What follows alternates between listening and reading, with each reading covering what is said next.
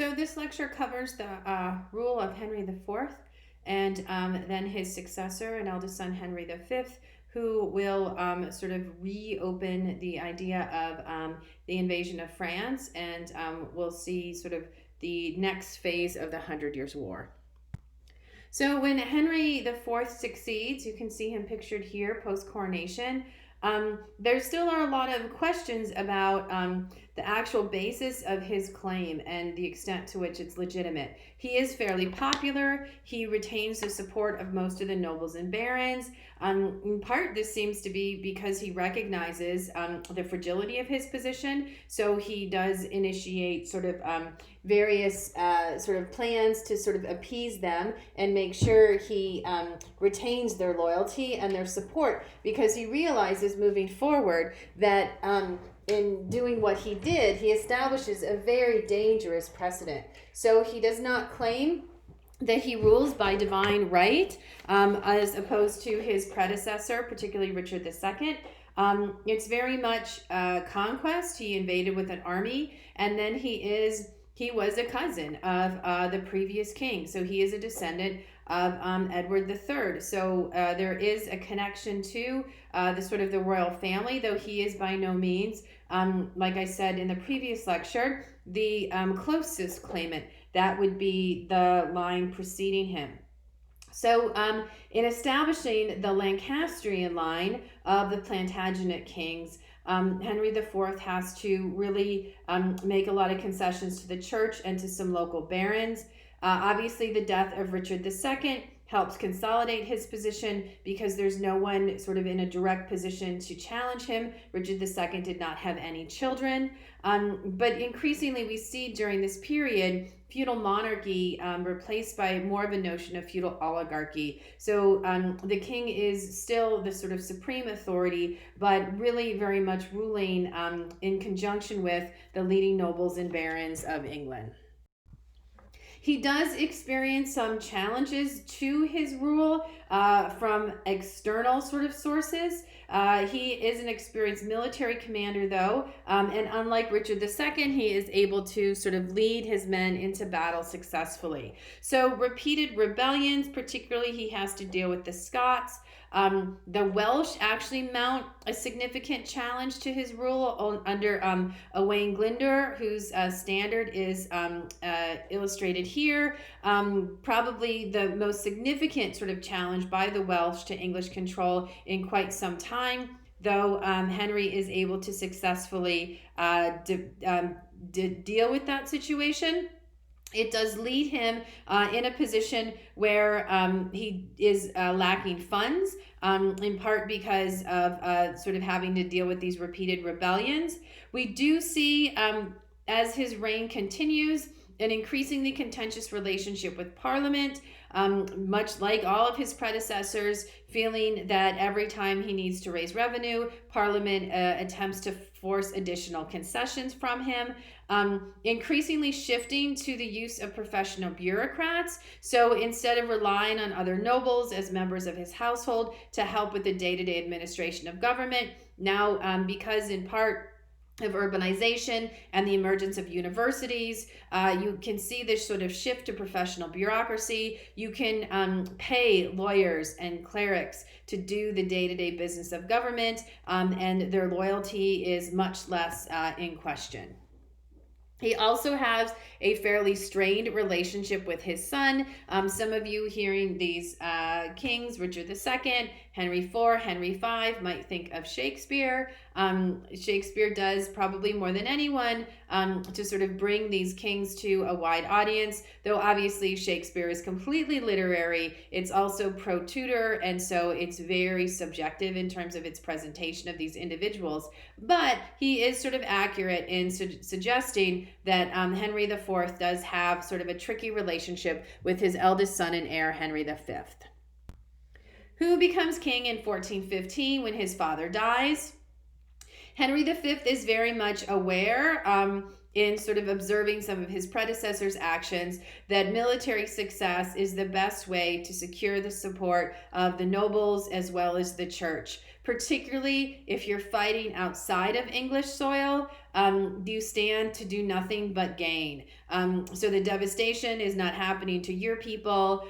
You can sort of fund an army through pillaging and these chevauchés. And then the way Henry approaches the war, there also is a lot of sort of financial benefits that follow on the heels of military success. You also have a situation where increasingly the position of these nobles at the top of this social hierarchy is coming into question. So why do they monopolize wealth and government authority? What do they provide? It used to be they provided protection. If anything, as we move through the Middle Ages, they're more the cause of instability than anybody else. So you need to give them some sort of outlet, some sort of opportunity to establish their sort of military experience and to demonstrate their military prowess in a way that does the least amount of damage to England. And so this is the ideal way to maintain law and order within England, is divert the sort of the militaristic natures of some of these feudal nobles towards a different country, and in this case, France. This is an image of Henry V. Portraiture is becoming more and more advanced, and so we have more and more sort of likenesses of some of these individuals that are probably pretty close to accurate. So then Henry organizes a significant invasion in 1415. You can see from this map, his first target is the port city of Harfleur. Again, trying to sort of establish control of some of these ports along the coast, ideally as a way to just provide a base of operations so that then successive campaigns can sort of expand upon them. He has a significant, though not overwhelming, force compared to sort of previous invasions. So about 2,000 mounted knights on horseback, about 6,000 archers, and then the rest sort of these infantry. Archers are going to comprise larger and larger percentages of the English army moving forward. And remember, these are longbows. He also has cannons, artillery. We start to see the use of different types of weapons that are going to sort of challenge the effectiveness of particularly knights on horseback in open battles, and really give the English a huge advantage in terms of siege warfare, because these cannons can do a lot of damage to the walls of a city.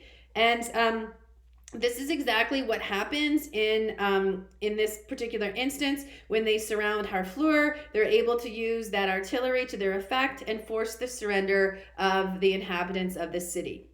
It seems as if Henry's next response or his next plan is not to engage the French in pitched battle. They don't think, because of some things that are going on in the royal court, that the French are in a position to actually mount an armed challenge. So Henry's plan seems to be these sort of small-scale chevauchés across the northern part of France, and then eventually, so this is already September, right? This is not a good time to invade because winter is right around the corner. So to march his troops up to the city of Calais, which the English still control, for winter quarters. However, before he can get there, he's intercepted by a much larger English army at Agincourt.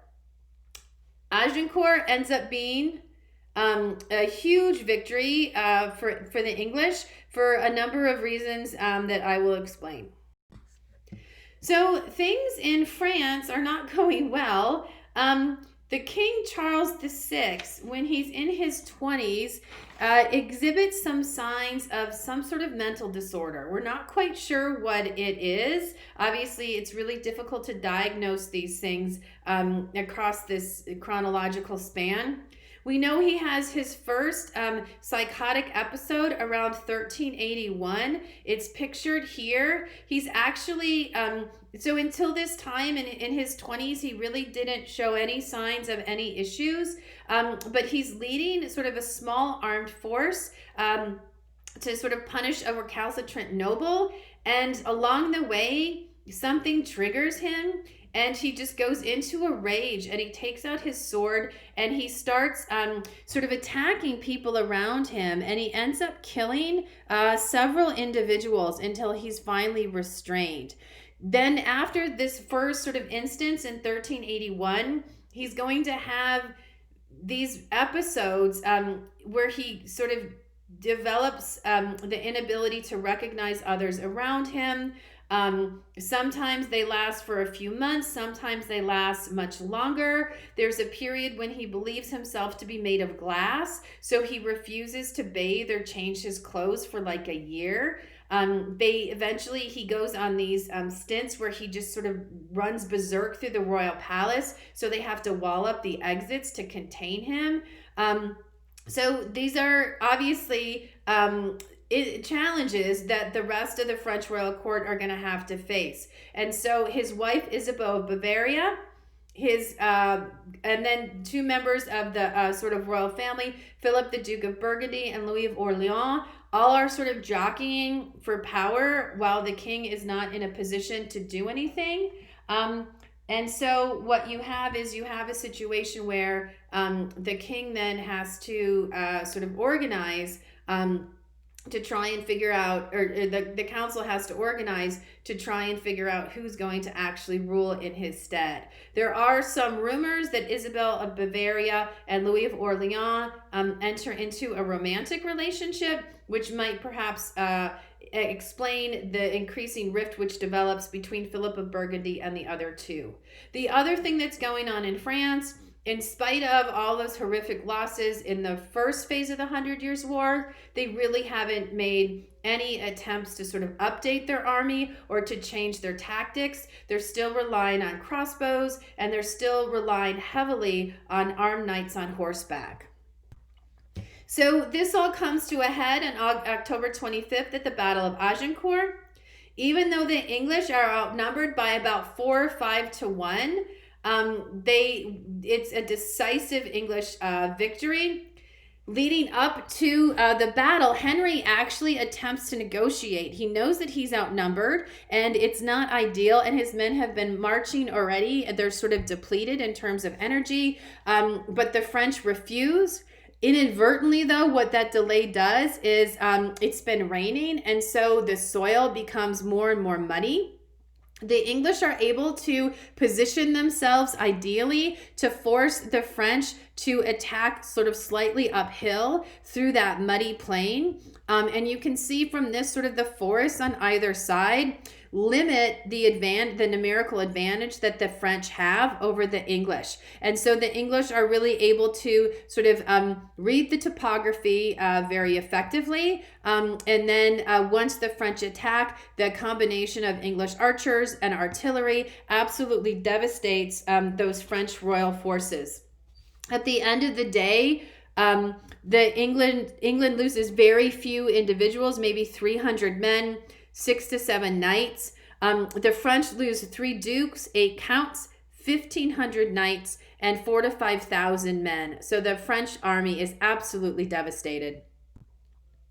So in some respects then, English success does come from just sort of military supremacy, but also they are able to shortly after this form an alliance with the Duke of Burgundy. So as you can see here, Burgundy is the dark blue. The Duke of Burgundy is actually the brother of the King of France, but he's become just completely sort of alienated from the French royal court to the point where he's able to, or he prefers to ally himself with the English. And that's compounded by sort of this division within the French royal court and the lack of clear leadership. Eventually, in 1420, the French do not see any other recourse but agree to sign the Treaty of Troyes. King Henry is going to marry Catherine, the daughter of Charles VI. And then, according to the terms of Troyes, Henry is then declared the heir of Charles VI. So when he dies, Henry will succeed him. This obviously is going to disinherit Charles and Isabeau's own children. So there's a lot of opposition to this treaty. It is negotiated, we think, during one of Charles VI's lucid moments. So he does seem to be aware of what he's doing in the moment. But people do sort of question the legitimacy of this treaty moving forward because of his history of sort of mental instability. However, before the Treaty of Troyes can actually play out, In August of 1422, Henry V dies, probably of dysentery and just sort of ill health as a result of the conditions during a lot of his campaigning. Shortly after that, then, Charles VI dies in October. And so this is when the Treaty of Troyes should kick into effect. Since Henry V is dead, he does leave behind him a son who is only 6 months old. So the French declare young baby Henry the next King of England. Or the English do. The French refuse to acknowledge the legitimacy of the Treaty of Troyes and are going to challenge its provisions sort of moving forward.